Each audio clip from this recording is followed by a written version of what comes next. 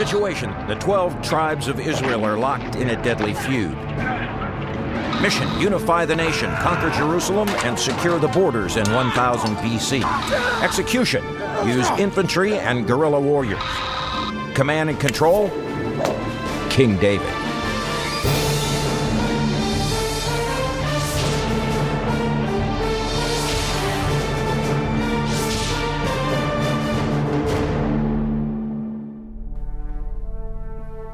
Welcome to Conquerors. I'm Captain Dale Dye. Most of what we think we know about King David's military career comes from the Bible. It's a story where the truth lies somewhere between faith and fact. Indeed, most historians and archaeologists are reluctant to speculate about what the real story is. And yet there is a window that allows us a look into the world of the 10th century BC, the time we believe King David lived and reigned. The Bible tells us that this was his weapon of choice. History tells us it was the weapon of choice of many ancient warriors. The sling was lightweight, ammunition was clearly easy to find, and it allowed a warrior to attack his enemy while keeping his own distance. Used properly, the sling could be deadly, and it may well have been the weapon which catapulted King David into the pages of history.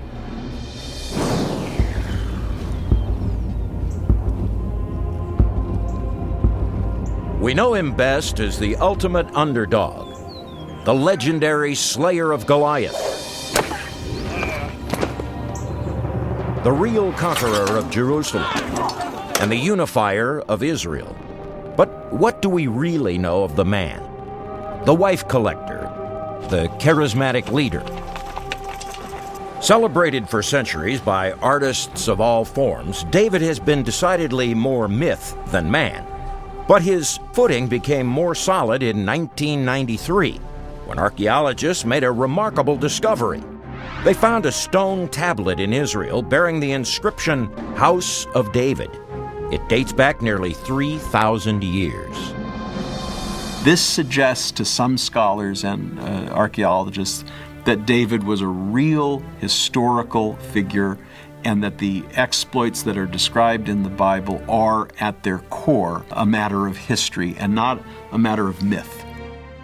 Most archaeologists agree today that King David is a historical figure, that he was a charismatic leader, and it created something much bigger, more complex than was before him. Although the debate as to the extent is still going on, David's history is set in the turbulent Middle East of 3,000 years ago. Egypt and Babylonia were the two dominant civilizations in the region.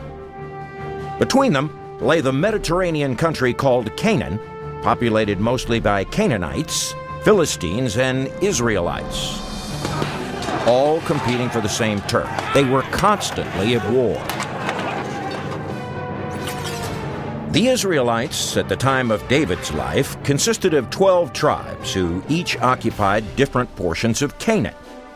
Though the tribes often feuded among themselves, they were held together by the religion of Judaism and by common traditions. They developed further solidarity out of a sense of self-preservation when encroaching Philistines sought to push them out. They are electing leaders who will protect them from the incursions of other local neighbors.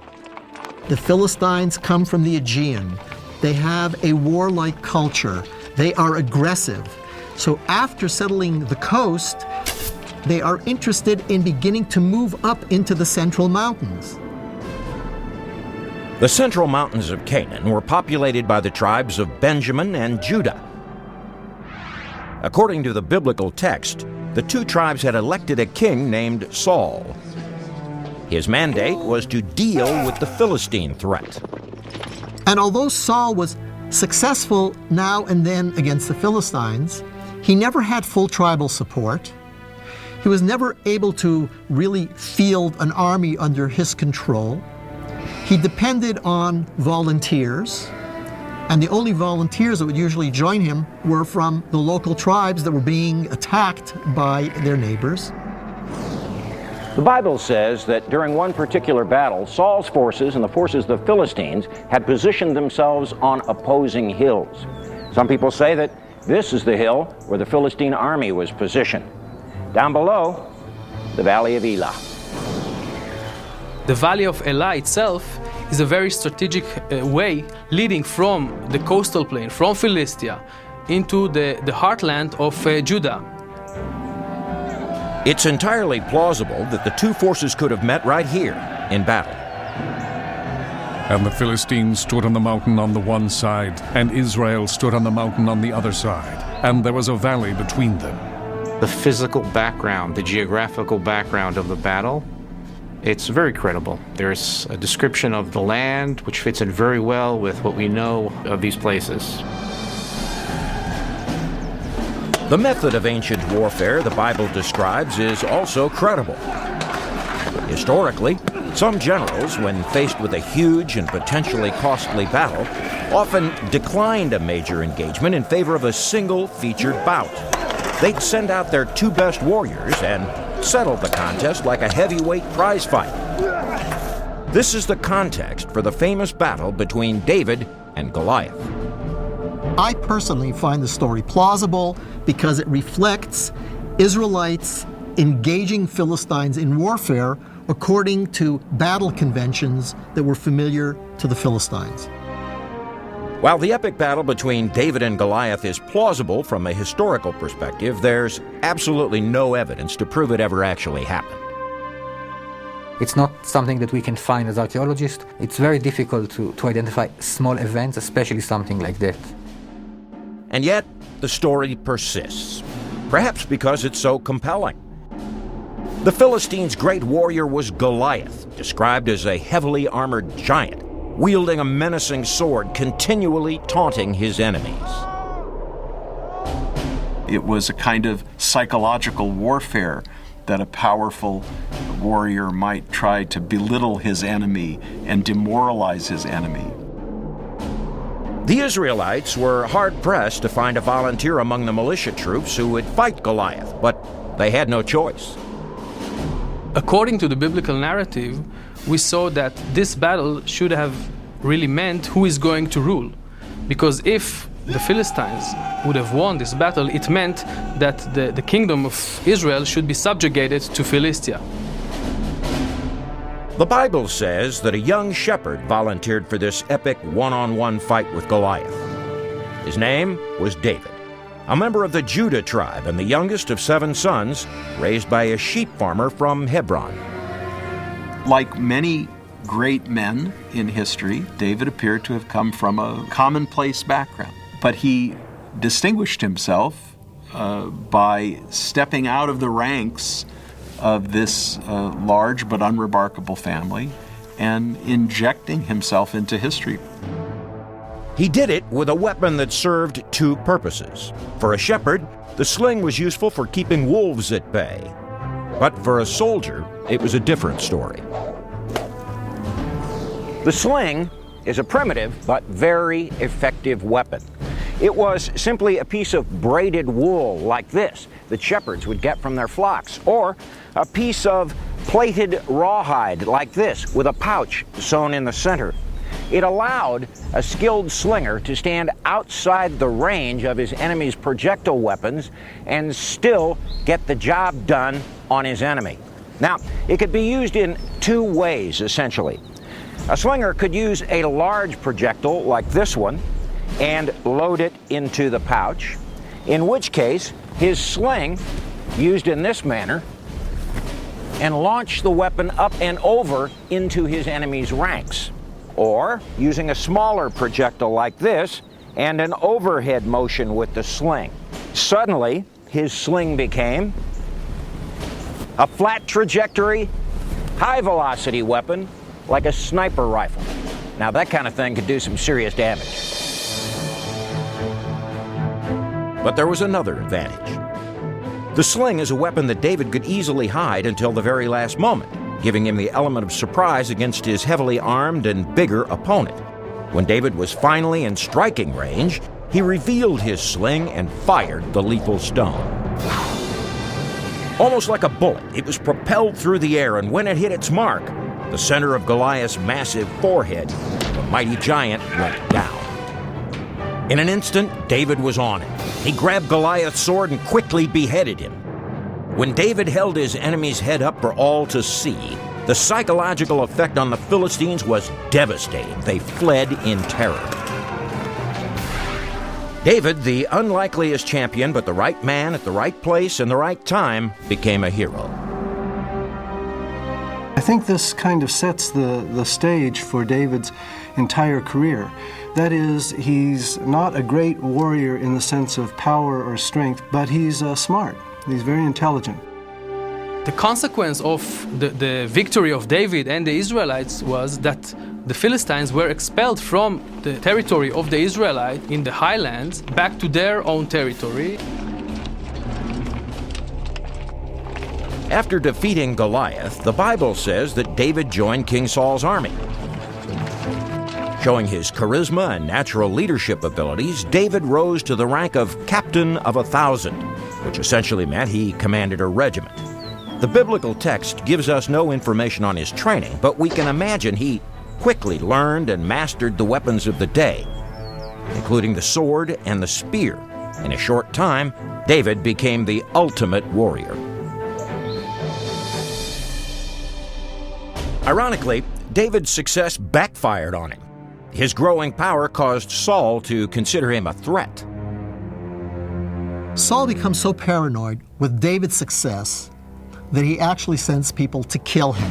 David escapes from the palace. He goes into the hill country south of Hebron, which is like the American Badlands. David was now an outlaw, living a life on the run. And while he survived day to day, he had a long-range plan. A series of calculated moves would set the stage for the moment when he would achieve ultimate power. When David fled Saul's palace, he escaped certain death at the hands of assassins sent by a jealous king. Of course, his immediate concern was survival, but David was also a long-range planner. He began to formulate a scheme to grab absolute power among the Israelites. To do that, David needed an army. Once David becomes an outlaw, other people from different parts of Israel, from among the tribes who are dissatisfied with Saul, are attracted to David. And in effect, David becomes a warlord in this mountainous area, slightly beyond the reach of Saul's organized army, but in an area where there are other tribes that are hostile to Israel. David and his soldiers lived in caves and became experts in ancient guerrilla warfare. They were constantly on the move in order to evade capture or defeat. He perfected the art of fighting with a small group of armed men, moving quickly, hitting and running. He went abroad in the countryside and attacked towns and settlements. David's army was small, about 600 men, and his tactics were brutal. In this kind of guerrilla warfare, the rules of engagement were simple. There were no rules. He was fighting for his life, defending against raiders and soldiers sent by Saul, so he felt unhindered by morality or scruples. It's a matter of tit for tat. The conventions of warfare are such that if you come and kill without discrimination, then the same thing will be done to you. There was no turning the other cheek. David, a keen military strategist, devised a scheme that at first looked like a suicide mission. He enters Philistia, of all places, seeking an audience with his enemy, the king of Gath. The Philistines had 5 major cities. Along the coast, you had, going from the north to the south, Ashdod, Ashkelon, and Gaza. And then inland, you had Ekron and Gath. These 5 cities are known archaeologically. 4 of them have been excavated rather extensively. These are the ruins at Gath, a Philistine city that was ruled by King Achish. And David arose and passed over, he and the 600 men that were with him, unto Achish, king of Gath. David apparently believed the old adage, "The enemy of my enemy is my friend." And since Achish was the enemy of Saul, David needed him. So he took a chance and came here to strike a deal. Saul's aggression against David is so great that David decides to seek protection from Saul's enemies, the Philistines. And he convinces one of the Philistine kings that he will be a loyal vassal. King Achish thought that David would be raiding their mutual enemies, the people ruled by King Saul, but David devised a different plan. What the text says he's really doing is that he's attacking other peoples in the area, those who are loyal to the Philistines, and he plunders everything. And the reason why nobody ever finds this out is that David kills every human, men, women, children. So no one ever lives to tell the story. David is capable of acts of extraordinary violence and bloodshed. He's not a kind and gentle figure. When he brings the booty back to Philistine king, the king asks him, "Where have you been?" And David says, "Oh, I raided this city in Judah, I raided that city in Judah." The king is content because David is not only serving his interests, but he is also enriching the Philistines. By making himself the enemy of his own tribesmen, the king knows or believes that David is going to be his vassal forever. But in reality, David was anything but an enemy of his people. What he does is that he fights all kinds of nomads that are molesting the people of Judah and helping them. And by this, actually, he got the support of the people of Judah. But David couldn't keep the Philistines from attacking Judah. The Philistines are very successful in their aggression against the tribes of Israel. They're so successful that it reaches a point where there is going to be a single battle that's going to determine who controls the Central Mountains. Once again, it's the Bible that retells the story. After a number of battles, Saul gathered all his forces at Mount Gilboa in the north. The Philistines mustered their forces and allies together to fight Saul. At first, it appeared that David would participate. David comes up with King Achish of Gath because David is a vassal of that king. The Philistine lords look at him and say, "Why are you bringing him? He's one of them." And so King Achish sends him home. The Philistine army was soon face to face with Saul's forces, and they began to outfight them. Saul's army retreated up the gentle slope of Mount Gilboa. Philistine archers followed in hot pursuit in their chariots. One of the Philistines' favorite weapons was the horse-drawn chariot. Now, this kind of primitive tank was relatively useless on uneven terrain or rough ground. But give the Philistines a flat field, and they could use the mobility of a chariot like this to attack Saul's army in the flanks or even in the rear. The chariot-mounted Philistine archers followed close on Saul's heels, easily moving along the traversable western slope of the mountain. Then, they opened fire on the Israelites, who were trapped on a flat plateau. The maneuver worked. Saul's army was doomed. When Saul realized that all was lost, he chose to fall on his sword.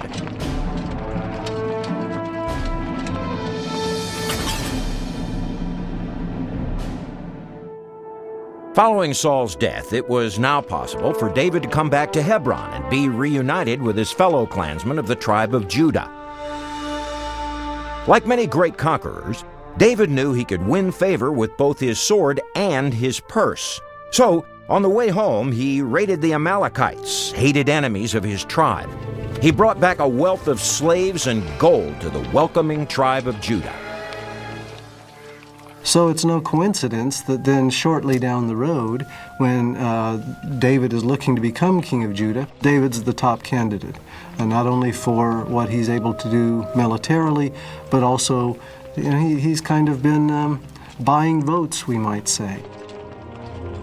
With Saul's death, David was made king of Judah. But to become king of all 12 tribes, he'd have to battle Saul's legacy. Saul has a son who escapes death. His firstborn son, Jonathan, was killed, but another son establishes the seat of his kingship in Transjordan at a place called Mahanaim. What followed was something like a modern mob war. After 2 years in power, Saul's son is murdered, and so is his top general, Abner. And you have a kind of a pattern that emerges. You have one enemy after another who dies, usually violently, and David benefits, but David is always depicted in the Bible as innocent, as having nothing to do with these deaths. What happens now is that there is no king in the north. And the northern tribes come to Hebron, and they ask David to become their king. They say to him, "We know that when you were in the service of Saul, you went out to battle. It was you who kept us free. It was you who kept us safe." And they elect him king. Now, David was not just king of Judah, but king of all 12 tribes of Israel, and this was a first in Israelite history. David is intelligent. He is a great military strategist. He's also ruthless. And it's that combination that make him such a great conqueror, so successful. As king and protector of all of the Israelites, David had unified his people, but that brought new problems. He needed a more suitable capital than Hebron, a capital that would be acceptable to all of the tribes and still compatible with his long-range goals. After a lot of thought, he settled on Jerusalem. But before he could make Jerusalem his capital, he had to capture it. After King David had joined the 12 tribes of Israel into what historians now call the United Monarchy, he really had his work cut out for him. You see, King David ruled at a time and a place where the very idea of nationhood was eerie and threatening to the Israelites. They were simply a band of unruly, warring tribes, and to them, the thought of a single monarchy was not only an abstraction, it was objectionable. The Israelites were unable to live in peace with each other, and they had no sense of being part of a nation, or for that matter, being the center of an empire. David's vision was to forge a modern nation out of this chaos of tribal feuding. He knew he needed a special city from which to rule, one that was centrally located and easily defended. He selected the hilltop town of Jebus, later to be known as Jerusalem.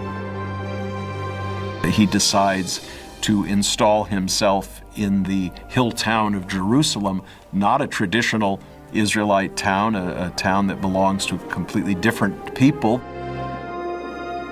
The Jebusites were a sect of the Canaanites, the people who populated Canaan for centuries.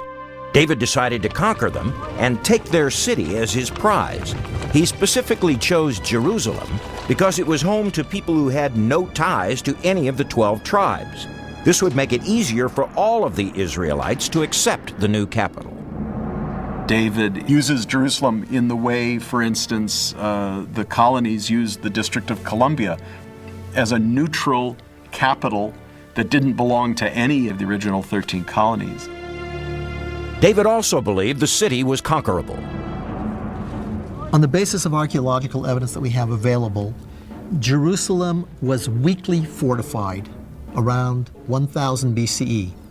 What they had available were fortifications that had been built, in some cases, 600 years earlier. The people of Jerusalem, the Jebusites, were not the enemies of any tribe. They had never attacked Israel. We know nothing about them. So David had no interest in killing these people. He was interested in the real estate and in controlling this area. He sends his general, his cousin Joab. Joab examines the possibilities.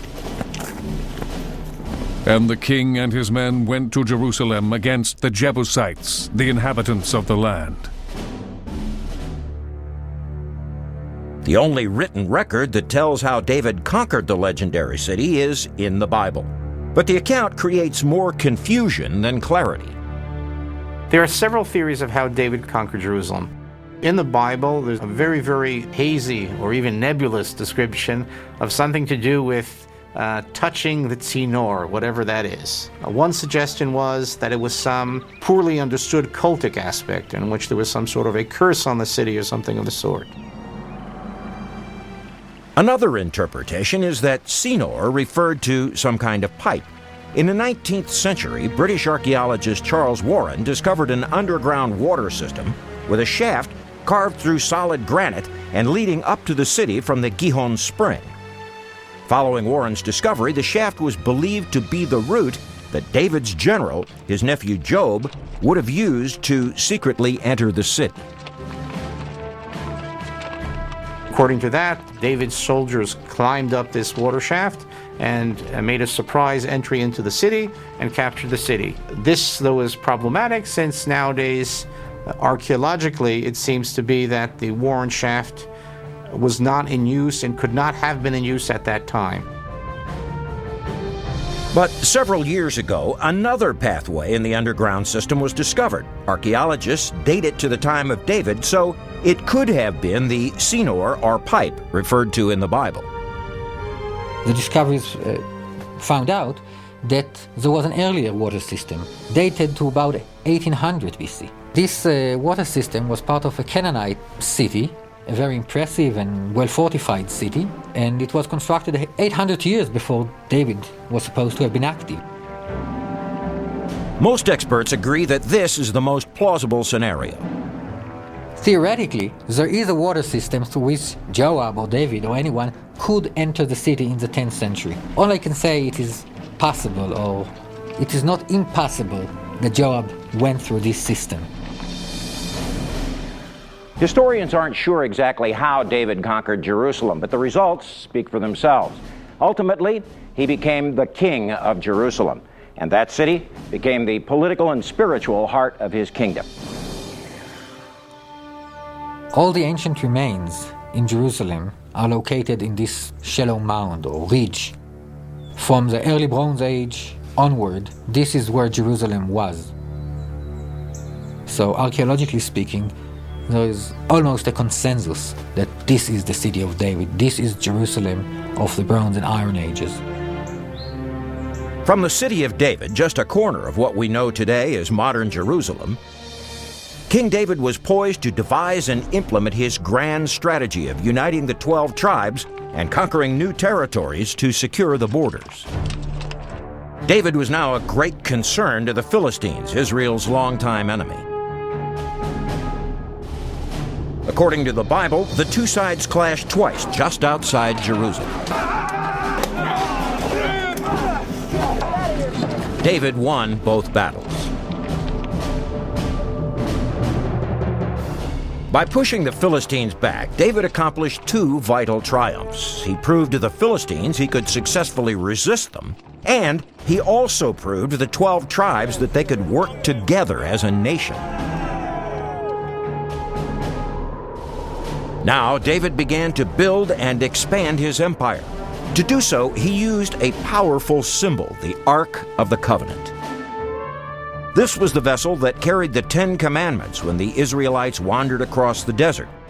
So, after the Philistines retreated from the city where it was held, David took it back. He put it to use as a powerful symbol, a living testament to his power. David turned Jerusalem into a holy city, one that his people would surely give their lives to protect. With this accomplished, David looked to expand his empire. He could also read the situation in an international level and see that at the time that he was rising, there was a bit of a vacuum in the ancient Near East. So that enabled him to expand his kingdom. And that fits in with the description that we have in the Bible. In order to achieve his objectives, David built a powerful army, consisting of elite forces, militias from the 12 tribes, and mercenaries, largely consisting of his old Philistine comrades. Ironically, he trusted the Philistines the most because they had no loyalties to any particular tribe. King David's next mission was to conquer the territories outside his immediate sphere of influence. In the process of doing that, He carved out an empire for his people. After King David established his seat of power in Jerusalem, he set out on a series of conquests designed to protect Israel from threats outside and inside. The ancient ruins of Megiddo, not far from the northern border of Israel, are a case in point. Most archaeologists agree that it is likely that David was responsible for the destruction of Megiddo, and that later, after it was destroyed, it was incorporated and became an important center of the United Monarchy. Directly in the middle of Tel Aviv, at the Eretz Israel Museum complex, you can find further evidence of David's conquests. This is the Tel Quasil excavation of an ancient Philistine settlement. Archaeologists believe this was not a part of a major city. Nonetheless, it's yet another example of David's campaign to carve out an empire, even if it was a modest one. David's so-called empire is not a vast ancient Near Eastern empire. It's nothing like the empire of the Egyptians or the empire of the Assyrians from ancient Mesopotamia. David's nation in Israel itself is really very small, something like 100 miles long north to south, like 30 miles wide east to west. So it's a very small country. And yet, it's an empire that David and the 12 tribes of Israel would pay any price to secure. David, according to the stories in 2 Samuel, does conquer some of the surrounding peoples, the Moabites on the other side of the Dead Sea, the Edomites south of the Moabites, some of the city-states of Syria, ancient Aram, north of Moab. But there's no real indication that David exercises any kind of continuing control over these areas, over these provinces. These may well be simply one-time defeats. There's little architectural evidence of any kind of imperial control over these areas because no towers or buildings remain. Although there's no record of exactly how David won the various battles he fought, David's military forces probably used the known weaponry and tactics of the day. In King David's day, opposing forces faced each other on the battlefield in long lines of battle. As they approached to the clash, various weapons were employed, and they were employed in series, usually depending on their range. The first to be employed would be bows and arrows. Archers would fire their arrows into the enemy formation. As things got closer, spears were next, long-edged weapons like this one, or longer, that would hopefully extend the individual soldier's reach beyond the reach of his enemy's weapon. Things get closer, it's time for swords. These were edged weapons usually made of bronze or iron with a thick fuller running the length of the blade to give it strength and slashing power. When things got really tight, daggers were employed. Now, you get this in the enemy's guts, or you die. Unfortunately, we do not have a lot of information from the biblical text about David's battles, except of his accomplishments and the territories that he added to the Israelite territory. There is one instance that it is mentioned, he split his army into two. He actually did a kind of a maneuver in order to deceive the enemy, to surprise him, to flank him. David's expansionist activities were wide-ranging and frequent. It was during this warring period when the famous Bible story of David and Bathsheba takes place. That's a conquest of the bedroom, not the battlefield. But it is a turning point in David's military and political exploits. David at this point controls an empire.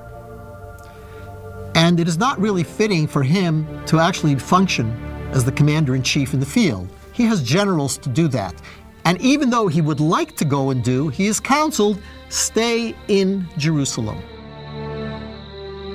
One steamy, sleepless night, David stepped out onto his palace balcony. As he looked to the city below, he spied a beautiful woman taking a bath on her rooftop.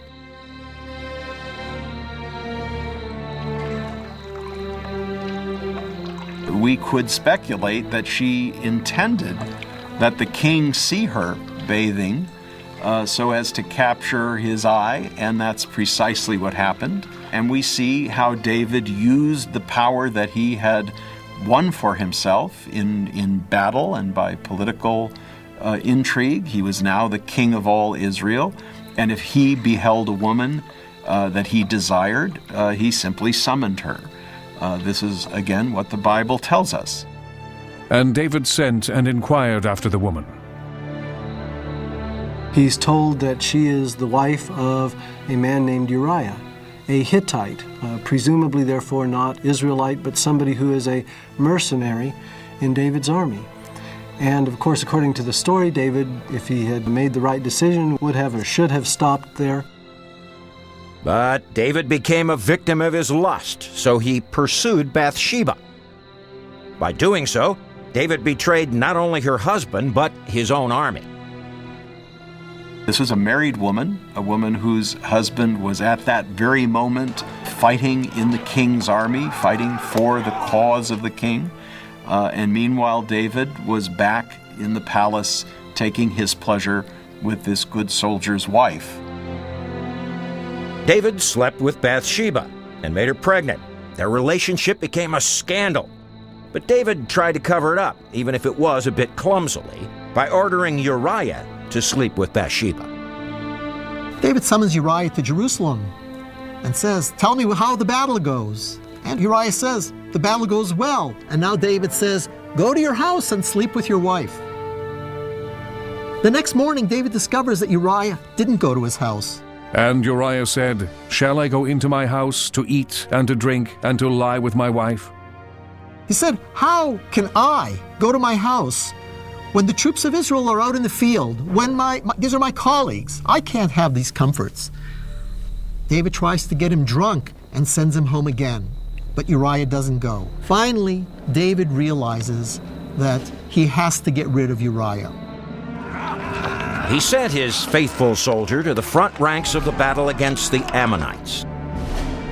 He instructed his general, Joab, to pull back his men so that Uriah would be left defenseless. And conveniently enough, Uriah was killed. These features of David's personality, his calculation, his cunning, but also his personal passion and sometimes his inability to control his personal passions, are very much on display in the biblical account of his life story. With Uriah dead, Bathsheba entered the palace and became King David's favorite wife. That was the beginning of a personal and political crisis that eventually led to intrigue and civil war that put all of David's achievements in jeopardy. Now, here's King David's tips for conquerors. Symbols are important. Find one and use it. Cement alliances and employ your allies. Don't abuse your power. It can quickly backfire on you. As a king, a military leader, and a conqueror, King David relied on the loyalty of his troops. But when he sent Bathsheba's husband, a loyal soldier, on a calculated suicide mission, his men lost confidence in him, and that led to bloody insurrections. Now, those insurrections were painful to King David, both politically and personally. Why? Well, because most of the insurrections were led by his sons. You read the story beginning at 2 Samuel 13 about David's dealings with his sons and with his family. And you see David's failings as a father. I think if you read those stories carefully, you see David still as the ruthless conqueror, only now he's not conquering, now he's maintaining his power. And he maintains it against his own sons. David is a very complex figure. He's a father, not a particularly good one. He's a husband, not a particularly loyal one. He's a warrior, a very good one. In his culture, virtuous acts and humility were not behaviors that were particularly esteemed. So he can be ruthless. This is what one expects from a leader. As David's power seemed to be waning, his sons sought to assert themselves, vying for the throne. And though David ultimately emerged victorious, it was not without bloodshed. 3 of his sons were killed.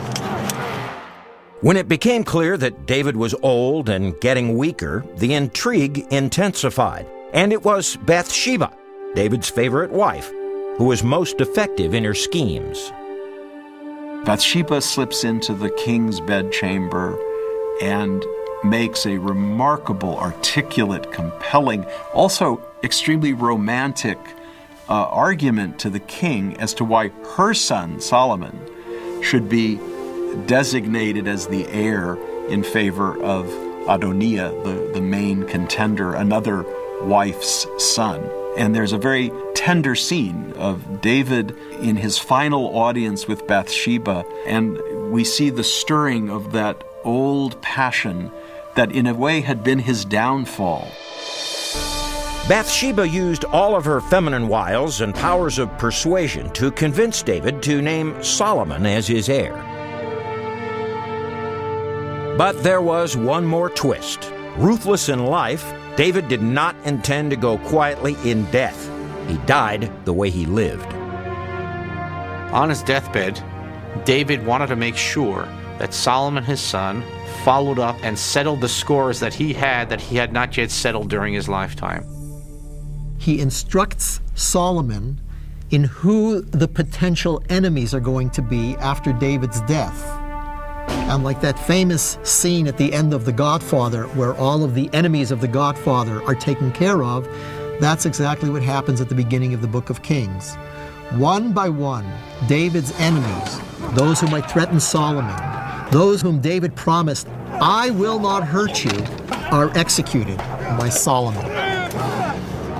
The young boy, who then goes on to build a temple, is a chip off of the old block.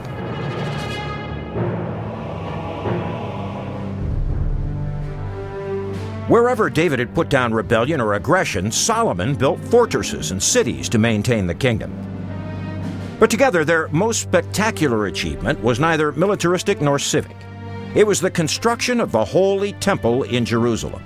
Though this temple was later to be destroyed by the Babylonians, and a second temple would be destroyed by the Romans, David had planted a flag that could not be forgotten. David's legacy to the people of Israel today lies in the fact that he staked out this city as his own. It became the city of David, but not in the sense that it was his city. It was a city that belonged to no tribe, and therefore it belonged to all of the ancient Israelites. Even after the second temple was destroyed by the Romans, and the city lacked a temple, it maintains its status as the spiritual center of the Jewish people. It also became a sacred place for Christians. It's the city where Jesus taught and died. And for Muslims, Jerusalem is where Muhammad found a pathway to the heavens.